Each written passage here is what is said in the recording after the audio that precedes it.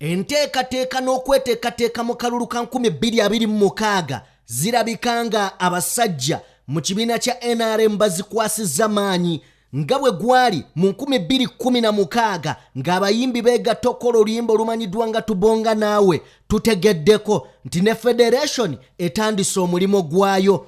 Federation etandise omulimo gwayo omutuufu. Kiki federation kyeri mu kufumba bye ngenda okuba nga nkuleetera mukwano gwange. Mu ngeri y'emu abaana ba university bakubiddwa olunaku olwajjo nga balangibwa ki byonna ogenda kuba ng'obitegeera bulungi nnyo mukwano gwange. Bobi Wine Tomusubwa bwe yali mu ggwanga erya Tanzania kyekyaliyo ogenda kubeera nga nabyo obiraba bulungi nnyo.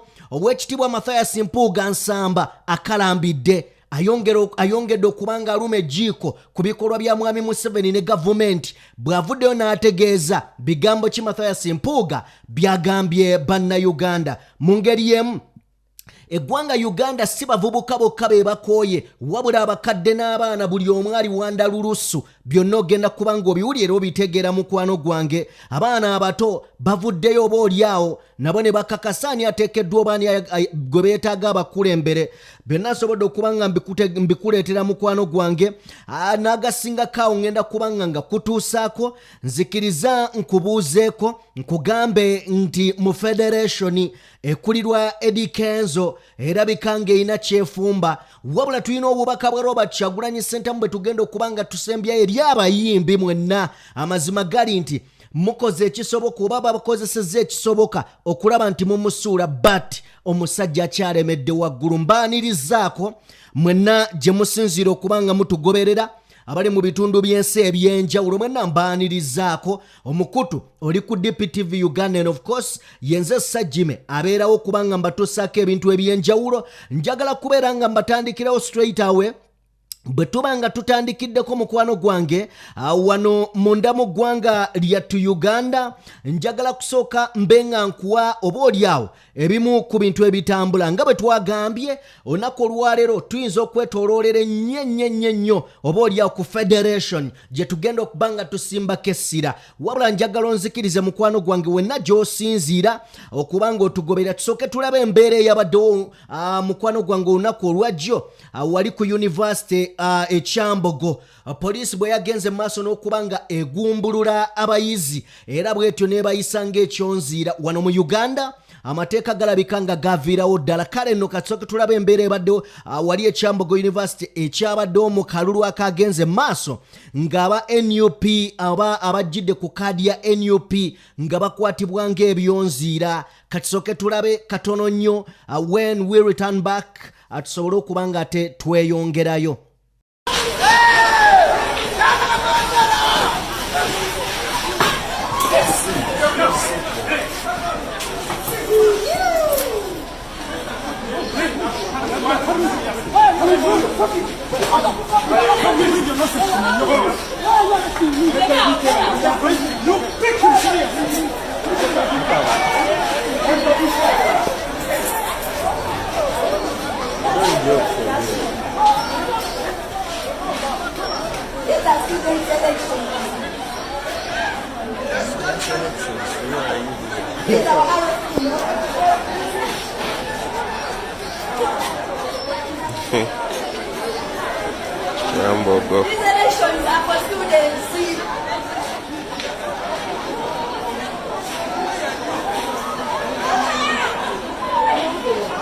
Tuvuddeko eyampuliriza njagala kutwalako buterevu nnyo mu kayimba kano kakyuseemuko olw'ensonga nti bannayuganda balina we baagala okukawulira. Kale nno nange njagala ompa omukisa mukwano gwange nsooke nkuwa akayimba kano. Akayimba ka David Lutalo wabula omwana yakatuddemu n'akakyusa munnange n'agamba General Museveni ebigambo bino by'ogenda okuba ng'owulira ne mutabani we muwozi Kayinye Yerugaba.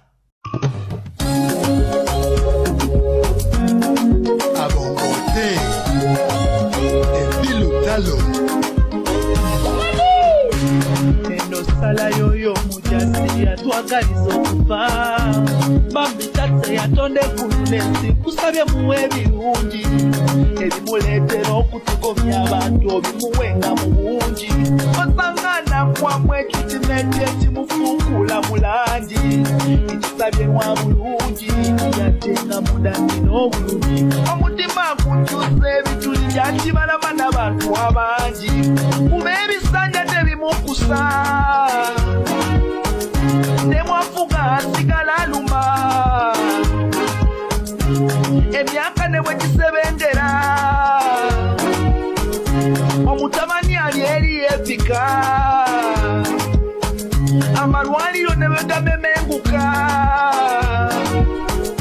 bwe balwala Amerika badduka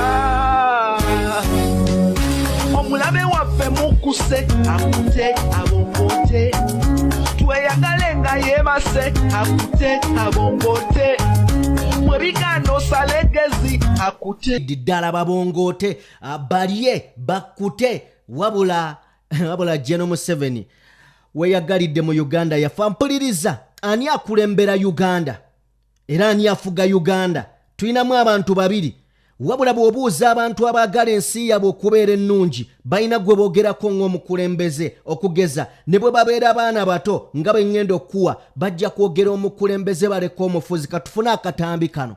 Does anybody know who the president of Uganda is? Bobi Wine.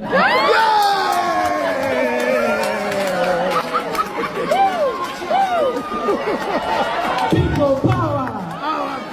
Power, power.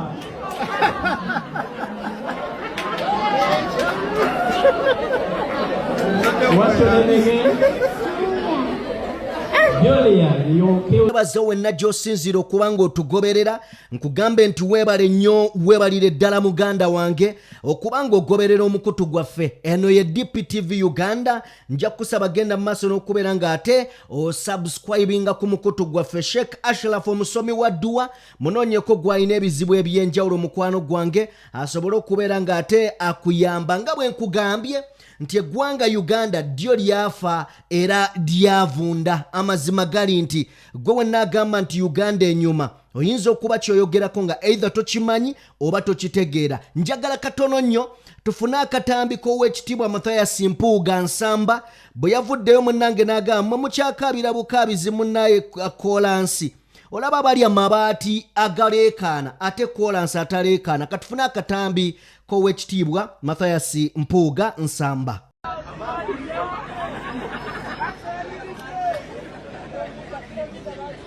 Babbye kilomita y'oluguudo bwe babbira amabaati agaleekaana nti ate koolansi ataleekaana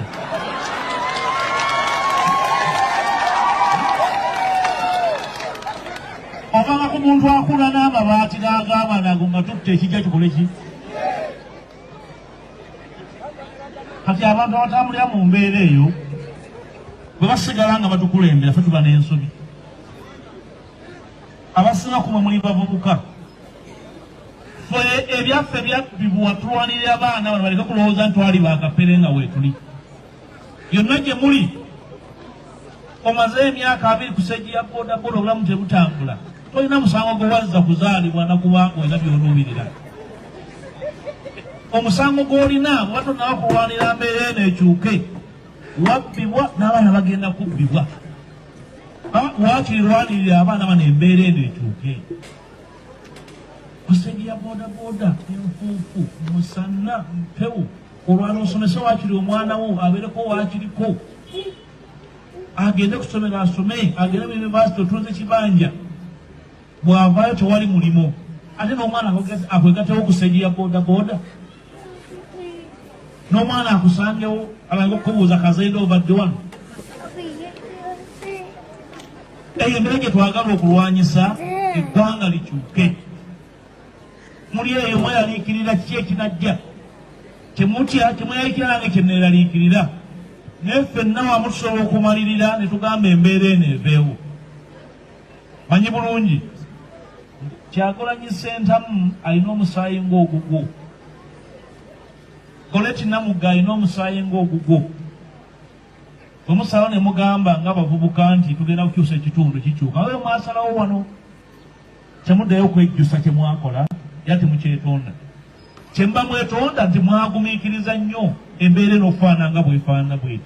Okay, nyongera nganze Sajjime nyongera okwebaza ababaka ba NUP aboludda kale oluvuganya gavumenti kino ekikolwa kye mwakoze kirungi nnyo kubanga oyinza okugamba sajjime abasajja tebaliiyo kakati tebatukiikirira bwe babadde batuula mu paalamenti kikye babadde batuusaako oba oliawo kikye babadde bakola ne kitambula ab'oludda oluvuganya gavumenti bokka be bateesa ku biteeso oba oliawo ebirwanirira eddembe lyaffe n'okulaba ng'oba oliawo tubaako n'akalungi mu Uganda naye ne bwe bateesa ne bazibya obudde abasajja tebabissa mu nkola gavumenti tebissa mu nkola okitegedde so beekalakaase at least kufuuka okulabisa njalagumya bannayuganda nti kyetuliko kyekisinga obukulu okuteekawo obwakalondoozi ku bikolwa bya gavumenti ebyekyejo era nyina minisita gwendabye wano ow'amawulire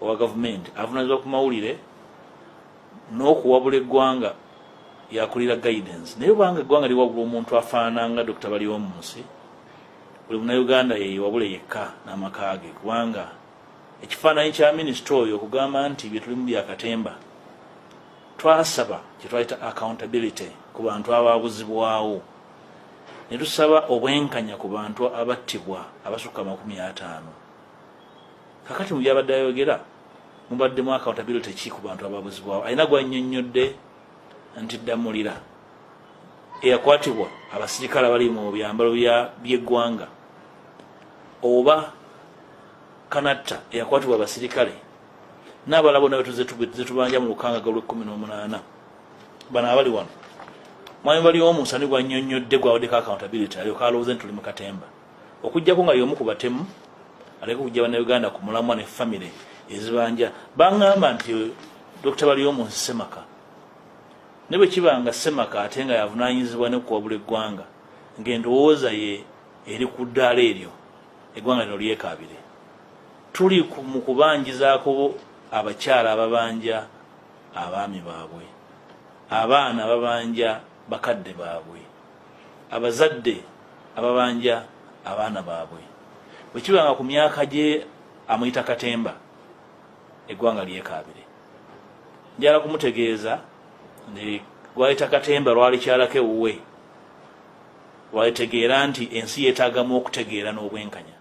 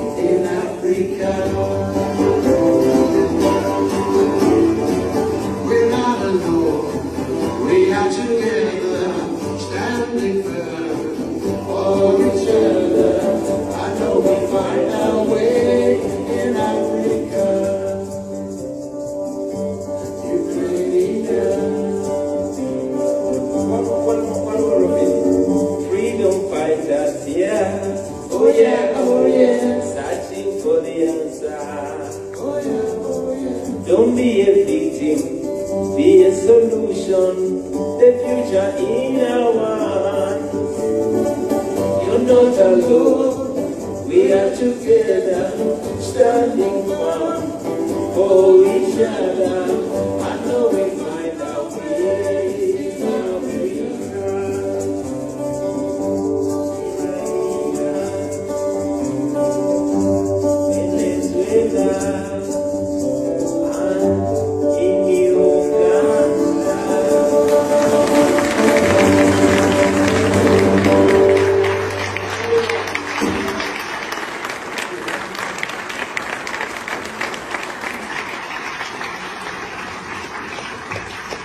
Thank you very much, Robin. It's been a great evening. Thank you very much for attending. Thank you to Neil Froneman for those really fantastic words. Words that really mean something, Neil, coming especially from you.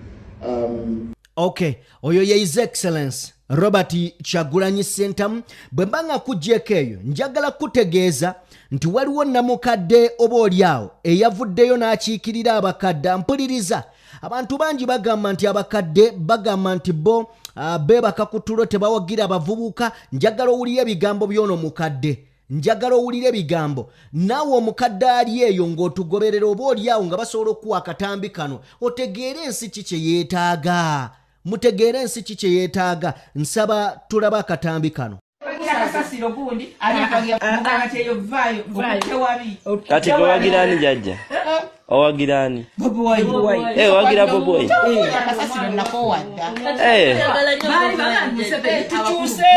Obwongo buli sharp. Obwongo buli sharp. Obwabisebe mukaddiye. Nofuna eddagala. Nepale donogula mugule. Nze nafugiddwa ku bakulembeze abawera. Bameka. Nze nazaalibwa ku mulembe gwa Saidwa. Nze nange nazaalibwa ku mulembe gwa Oyo ye mukadde. Ampuliriza. Sangala kubeera nga nkulwisa, njagala kutwala butereevu nnyo mu Federation eya mwana mulenzi Eddy Kenzo.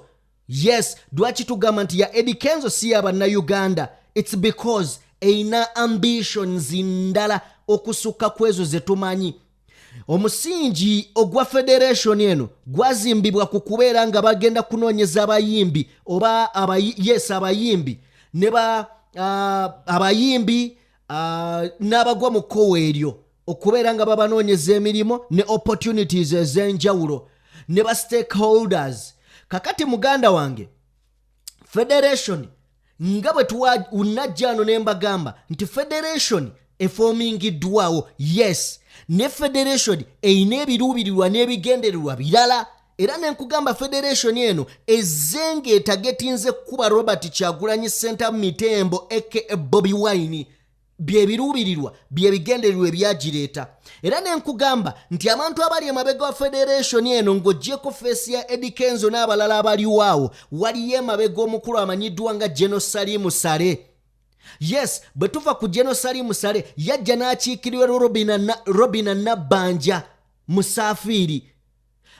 Bw'ajja okukiikirira era tujjukira nti ne mu kiseera ekyo yateekamu akasente, najja wano ne mbagamba nti eno Federation eyina ebiruubirirwa birala. Kati wulire ensasagge.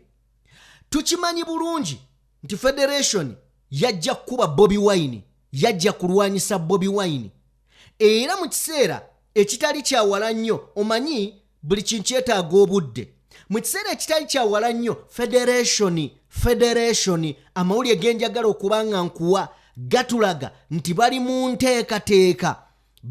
nteekateeka ekolera General Museveni oluyimba olugenda okukola mu campaign 2026. Eddy Kenzo ne banne. Amawulire ago tegannaba kubanga gavaayo bulungi, wabula nze nga kuleetedde. Amazima gali nti bali mu kuteekateeka oluyimba oba olyawo olugambibwa okubeera nga dugenda kola mu campaign za Generali Yoweri Kaguta Tibahabulwa Museveni.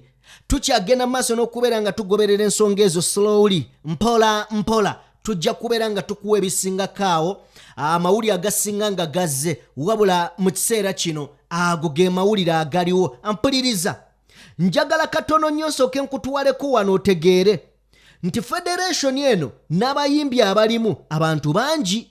Yes, bangi. Ne waliwo ebigambo bye saagala nnyo oba olyawo tubuuse maaso.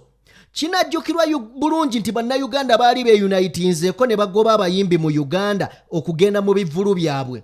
Bwe tuva mu kalulu ka 2016 akaalimu abayimbi okuyimbira General Museveni tubonga naawe, abayimbi nga Bebe Cool, abantu babaziririra ebivvulu byabwe.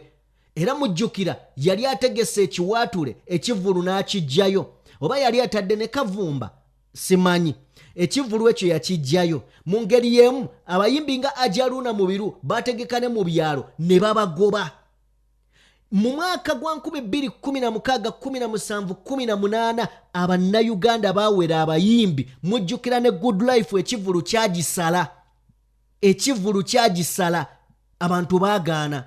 Kakati gwe omuyimbi ali eyo nga bwe nabagamba, mpozi waliwo abayimbi abatalina birooto nga bo bagamba twagala kubeera bakabi bwe tufuuka abaakabi ekyo kimala nga temuyina biruubirirwa binene mu maaso oba okufaananako Robert Kyagulanyi Ssentamu kubanga nagamba nti Bobi Wine yakozesa ekitone kye okusukka ekitone nkiddemu yakozesa ekitone okusukka ekitone yakozesa music oba ekitone kye ne kimutwala mu kintu ekirala kitegeeza ki yakozesa bulungi ekitone kye singa ekikozesa mu bukyamu teyandituuse gy'ali n'ensi n'emwaniriza n'emikono ebiri kakati abayimbi abalala balowooza kuyimba komaawo ampuliriza ebyo byonna nga bigenda mu maaso njagala onzikirize tufuneyo ka clip aka Robert Kyagulanyi Ssentamu Mitembo ng'ayogera ku bayimbi bwe yali mu lumbe lwa Katolubwama njagala kano akantu buli muyimbi ali wano kakujjukize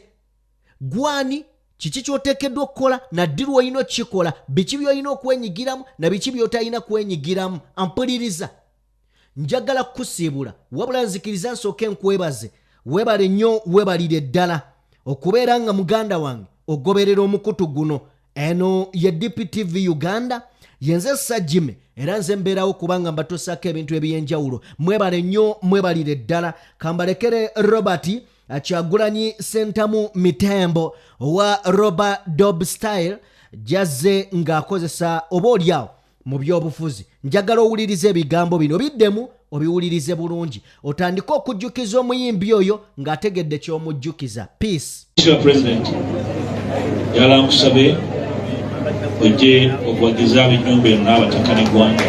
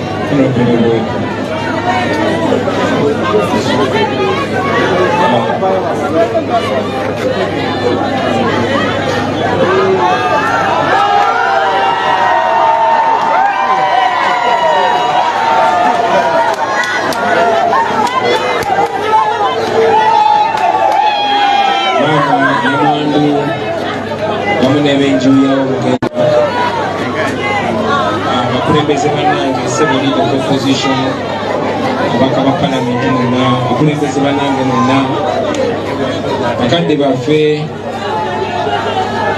abatukulembera mu ati abatukulira mu myaka mu ati ne betulabiddeko ne betukoze nabo mu ati bakungubazi bannaffe mwenna abasebo ne banyabo kitalo nnyo kitalo ddala aba VIP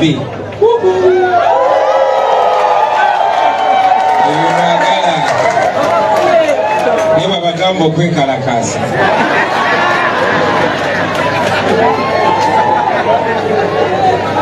njagala okubeebaza abaganda bange mwenna olw'ekitiibwa kyemuwadde munnaffe Katolubwama okumukungubagira mu kitiibwa ne mukwano okusingira ddala ssebo Honorable Nsereko njagala okwebaza kuba mbadde ngoberera ndabira emikolo gwe omukwano gya Kato abagiri mitambo webale nnyo webalire ddala mulaga mukwano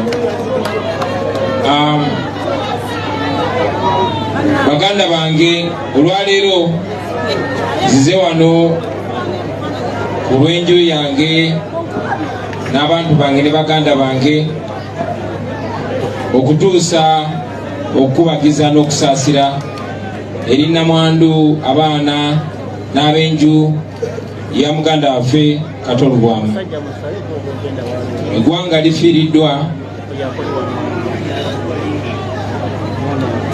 entertainment industry efiiriddwa obuganda bufiiriddwa n'oluuyi oluvuganya gavumenti oba olwanira enkyukakyuka lufiiriddwa nze nno Kato tabadde kyali wange nnyo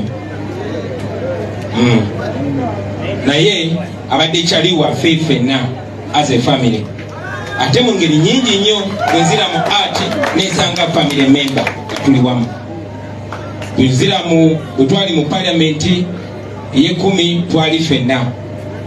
Era twakwatagana nnyo mu period yatogikwatako. Bodda mu mikwano gyange egisinga mikwano gya Katolo bwamu. Mubalabye nga babogerako babigirwa bawayiswa nawe ketuloba wano mwana naye that was Kato, ladies and gentlemen. Eggwanga lifiiridde omusajja omuyiiya aplayinze role ye ey'amaanyi ennyo. So situnulira just nga nze muntu naye kyabadde atugasa ffenna okutwalira wamu. It's an inspiration. Temwandibadde wano wiiki namba nga Kato tali wano. But most importantly, Obuganda bufiiriddwa. Tuli Baganda, kitukakatako okucelebrate nga muganda waffe n'okumukungubakira n'okumuwa ekitiibwa ekyo ky'abaasaanidde. Tekitwetakisa kuba kitubadde close n'omukwano. Kale nno ntuusa okusaasira kwange ku lwa bannange, ntuusa n'okusaasira kw'obwana bwa Nuupu ng'omugenzi bw'abadde atera okuyita okusaagirira. Baganda bange, tulina ebitugatta bingi nnyo okusinga ebitwawula. Bingi nnyo. Babyogeddeko nti kati wano wetusinkanira wesobola okuyitira Honorable Nsereko Menton Prince. Mwetusobola okufunira omukisa kuba Nsereko oyo naye mwana mwenako ennugu. Naye tuli baluganda, tuli baana bawamu. So ebiseera nga bino twebaza Katonda nti tukyalina culture eyo bringing together ng'abooluganda. Sibumiya tukwaniriza nnyo. So tufiiriddwa mutulaba bwe muba mwetegereza abasebo ne bannyabo newankubadde batera okwagala ennyo otufuula abantu ab'okuzannya obuzannyi. Naye nze nali sinaba genda mu nsonga za bukulembeze nga Katolo bw'amajali. Olwo generation yange yalowooza nti ate erina kyerina okuteekawo ekyobusungu si byakusaaga busaazi. Era we twatandikira Oluyimba ne Kato twali mu parliament nkubagana eno n'obusajja Sereko bamukutte mbadya Kato ali mu kuzina mazina. Akaneekukyeriko storage. Gaba omanyi naye nga bwatyo badde mukagamba nga twekisenyiga bwe tutyo. Kati ate mikwano gyaffe abamu baanyiiga nga bagamba mwana olaba Kato. Kato laba bwayogera ku president waffe. Kato ye bwali mukulu wange yeerabira nti nafuukira ddala president wa Uganda. Nasigala nga akyaleeta ezalawo naye nga bagambe nga lireeta mukwano era nga wabawo ebiseera biri important nga out of the camera tukwatagana. Honorable Nsereko ajja kuneeyimirira oggulo basemba okulongoosa muganda waffe Katolo bwama. Nagenda ne road mayor ku ddwaliro lya Metropo ne tukyalira Katolo bwama. N'ebyo nga si bya kamera kuba kitukakatako. Nkakasa ne byabadde kyangaawo nga nafunye obuzibu era yandisooseewaawo ne bannanga abalala kubanga kitukakatako. Nekiri important tuzimbe eyo culture tugiyigirize n'abaana bamenye tulina okuwaŋŋana ebitiibwa ne bwe tuba tusaaga. Tulage ekifaananyi ekyomukwano kubanga ebintu bingi nnyo bye tukola babigoberera ebya siriyasi.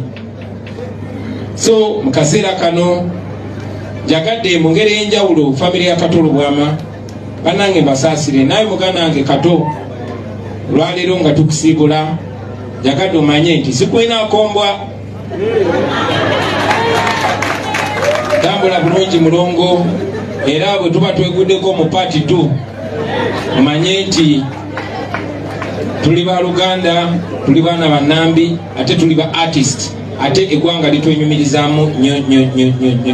Njagala obasaasira mwenna ba artist bannange tufiiriddwa naye kale bwe kubanga okufiirwa kwe kusigadde tugatta kutugatte nga tuggyemu ekyamagezi.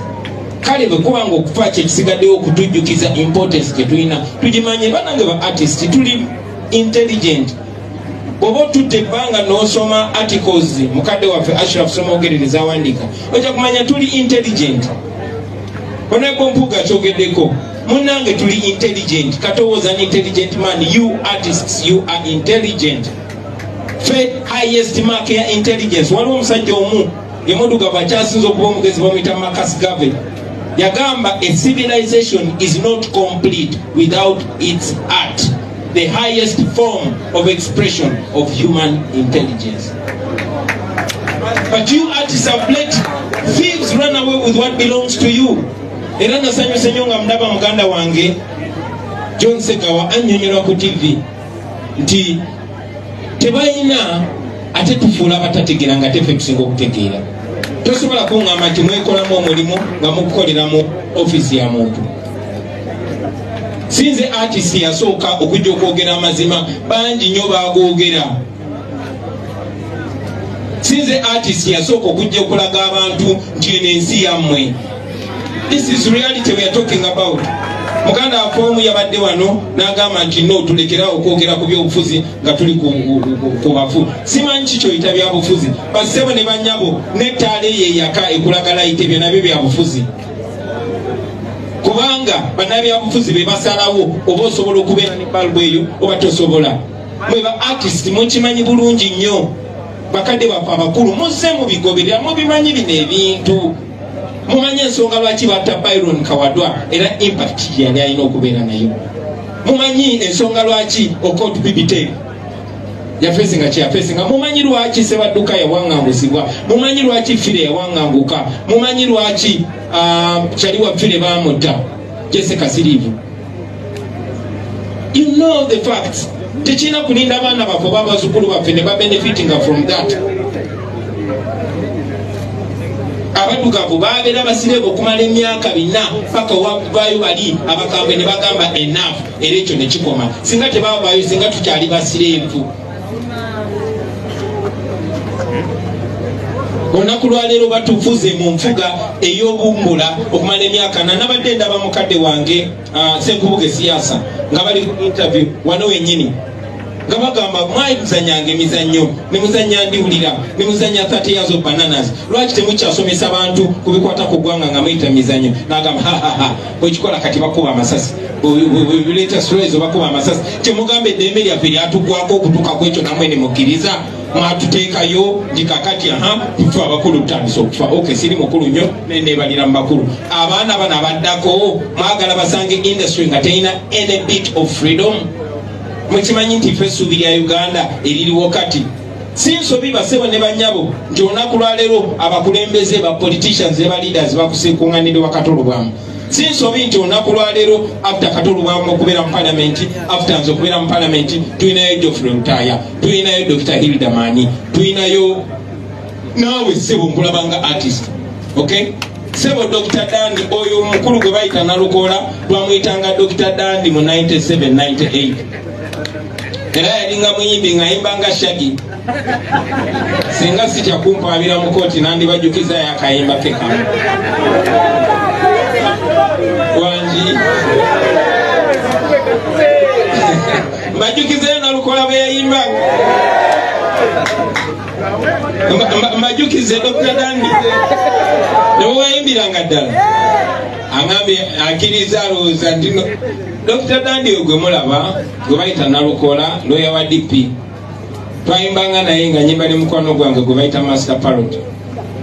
Nga twagala nnyo twalina kayimba ke bayitanga Hot Guys in Town. Naye olulala baali bamuganya okuyimba ne muwa chance naye ajamingemuko naffe. Omanyi nga bava kulemesa okuyimba kiringa mwe ba politician nga muno tagenda kufuna chance kwogera. Era jja naye Emiliano gamba pozi kamba wewe ne onaleko gundi ababuze kede. Naye nayisaba bakabwe naffe bwe twabeeranga. So olunaku lumu mbali ku stage ne kyali wange Master Parrot. Ffe twali babi nga tebasobola tugana kuyimba. Naye nga Dr. Dandi yatambudde kuva Kawempe aze bamumye okuyimba. So ne mulaba ne ngamba featuring Dr. Dandi naye mukana ja ku stage. Naye yali very talented. Twayimba ne muwa microphone. Yayimbanga Shaggy. Yayinamuko ekirimi. Ne musirike mbanyumize. Ng'akwata microphone kagamba I feel so proud Dr. Dandi when I feature these two hot guys, Mr. Bobi Wine and Master Parrot, the dancing style, the singing style.